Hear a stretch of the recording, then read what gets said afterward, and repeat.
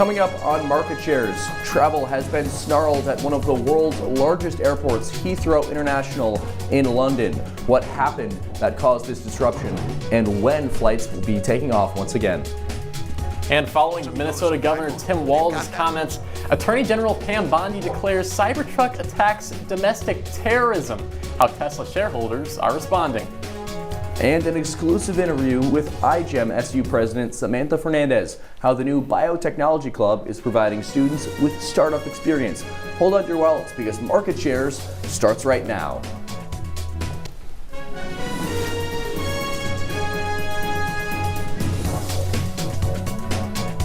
Well, March Madness is underway, and so is Market Shares as the buzzer sounds on another hectic week on Wall Street. Welcome into the show. I'm Peter Elliott. And I'm Riley Underwood. Let's take a look at how the major indexes are wrapping up the week. And they're all down except for one, Peter, and that's the NASDAQ. That one's down. The other ones are up actually for the 5-day. Yeah, it has been another challenging week on Wall Street. We almost had a fifth straight losing week for all of the major indexes. The NASDAQ continues to struggle, down about 0.4% on the week. The S&P 500 just up barely, and the Dow Jones, I guess the winner of the week, almost up 1%. But it has been a challenging first few weeks in this beginning of the Trump administration. Between all that tariff turmoil from the administration and fears of this kind of looming recession, we're seeing a real challenge for a lot of these blue chip stocks. Nike, FedEx, Target, all really challenging weeks. Nike and Target in particular, two of their worst weeks since the pandemic, Riley. And for the Dow Jones, NVIDIA actually wrapped up its GTC conference today. That's been a reason for that dip. Went way down this month. Actually, a pretty good week for the Dow Jones, but we could see maybe that tick up a little bit after that conference. We will see. Certainly, NVIDIA is certainly one of those stocks that that all of Wall Street looks to for the future, as we see still fears of this potential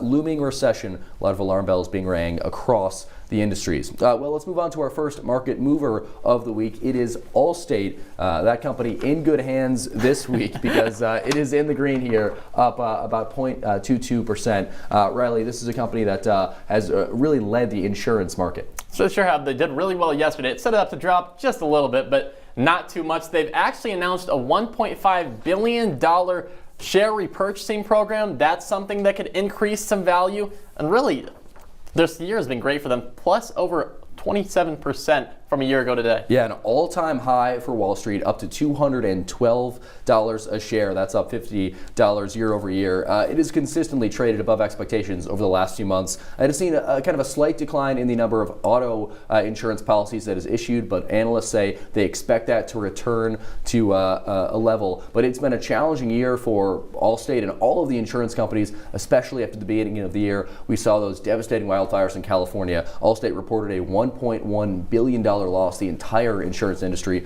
really got wiped out by those fires. So Allstate and the state of California, these other insurance companies really trying to recover. But Allstate, among other companies, they've been pulling back from areas like California and Florida, places that have been challenged by climate change and natural disasters. Let's move on to our next mover of the week. It is a company that has really had a rough one, Riley. It is the consulting company Accenture. And big part of that, Elon Musk and Doge, that's some big partners to kind of blame for that dip. 8% of the revenue that Accenture brings in is from government contracts, government consulting, and a lot of that consulting is going to go away. They're planning on cutting a lot of that, so a lot of their revenue goes down as well. Yeah, Accenture, one of the first major companies to get doged by the Department of Governmental Efficiency. Worth noting that Accenture, while it has a big footprint here in the United States, it is based in Dublin, Ireland, but it really is a global company. It has had a challenging year, down 15% year over year, but this is just another real challenging moment for the company as, like you said, Riley, 8%. It makes up a big part of its business here in the U.S., those federal contracts. And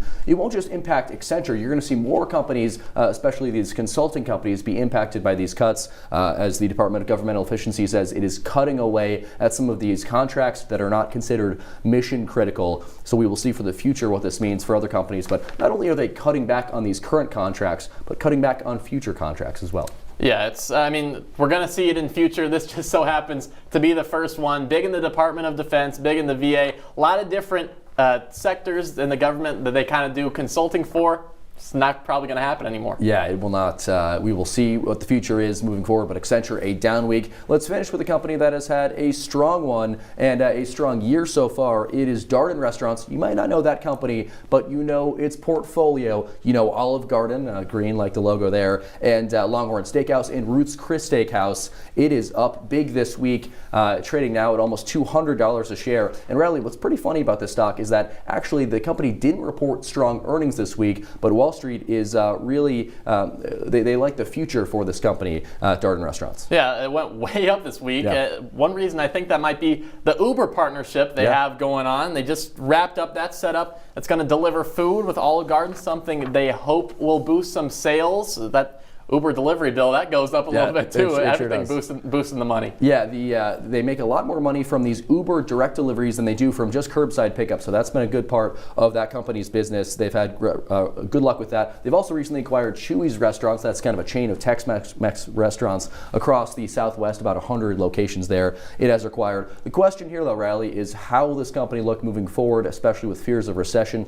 Typically, we start to see consumers pull back from how much they dine out. The company's CEO says he's not worried about that so far, as Darden doing well so far, as we see so many of these other stocks start to pull back up near an all-time high of $200 so far for Darden Restaurants.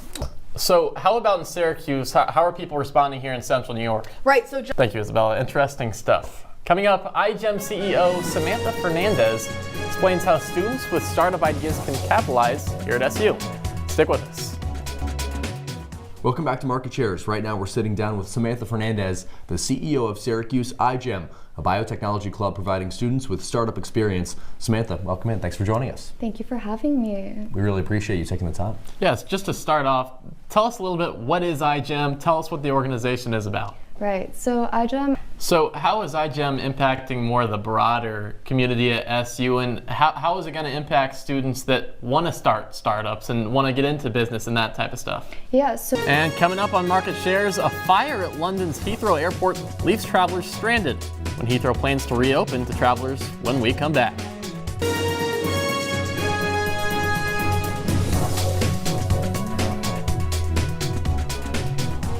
With over 2,000 Syracuse students studying abroad this year, many have had some weekend travel plans thrown into disarray after Britain's largest airport shut down this morning. Over 1,300 flights have been disrupted after a fire this morning at an electrical substation in Hayes, West London, caused a power outage. Passengers that were midair have been diverted to other airports or turned back around to their original destination. Heathrow had originally claimed that the disruption could go on for days, warning passengers not to travel to the airport under any circumstances. As of around 4 p.m. today, the airport has partially reopened, but still faces travel disruptions. In the coming months, students may be able to find Poppi in Syracuse University dining halls following PepsiCo's recent acquisition of the brand. That's good news for a lot of fans here at Citrus TV. The SU-partnered soda giant reached a deal with the prebiotic soda brand for a net purchase price of nearly $2 billion.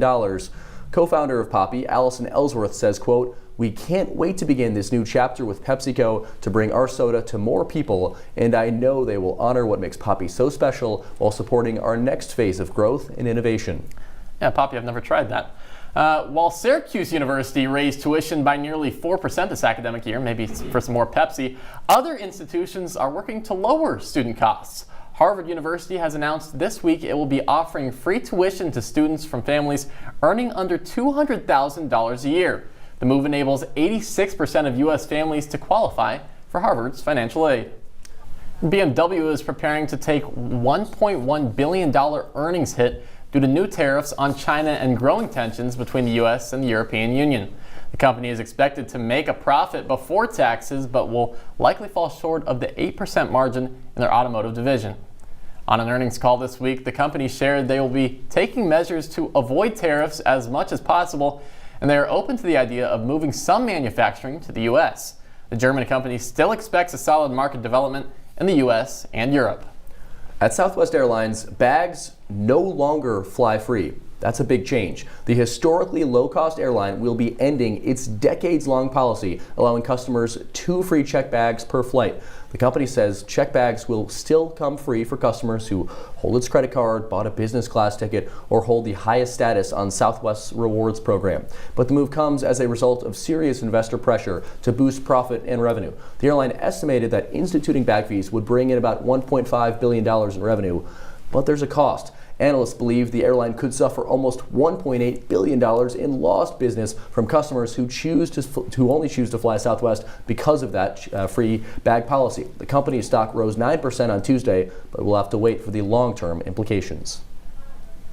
And Ben & Jerry's parent company, Unilever, has fired its CEO due to his social media activism. The ice cream company says this firing violates a 25-year-old merger agreement which gave Ben & Jerry's independent board primary responsibility for social mission priorities and the essential integrity of the brand.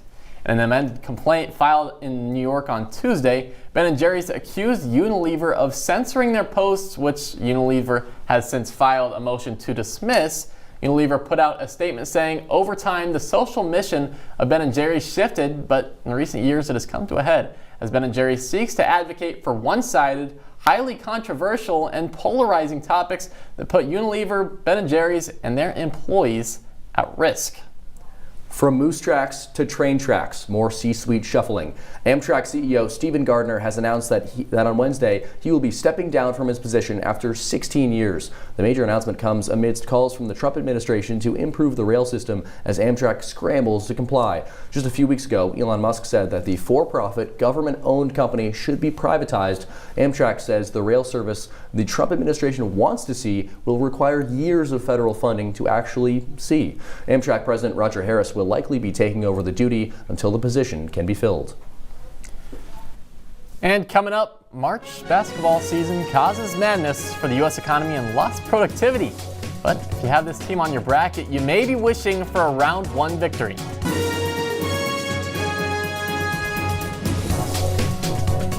Wrapping up things here on market shares, this is our one shining moment here, Riley. Well, some are picking 13 seed Grand Canyon to upset Maryland in their bracket. Others are taking to the stock market. Yeah.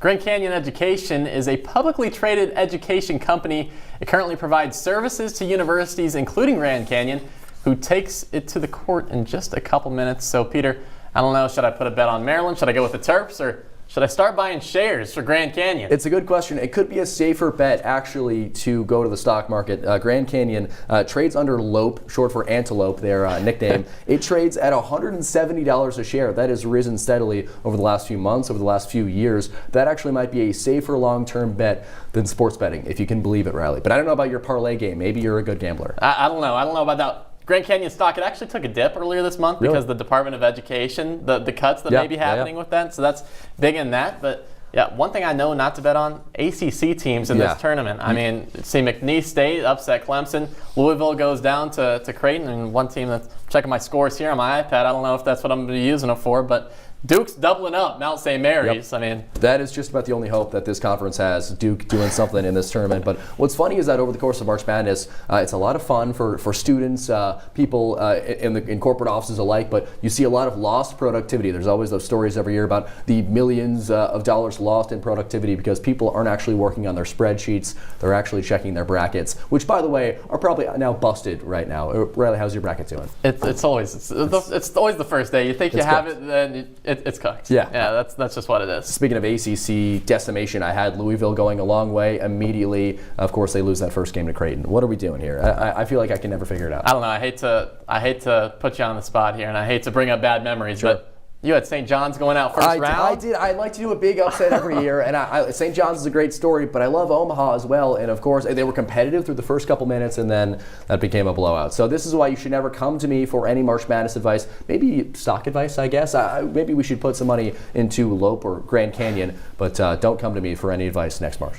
That'll do it for us here on this episode of Market Shares, this March Madness episode of Market Shares. Thanks so much for following along on this program. My name is Peter Elliott. Thanks for watching. I'm Riley Underwood. Thanks for joining us. Have a nice weekend.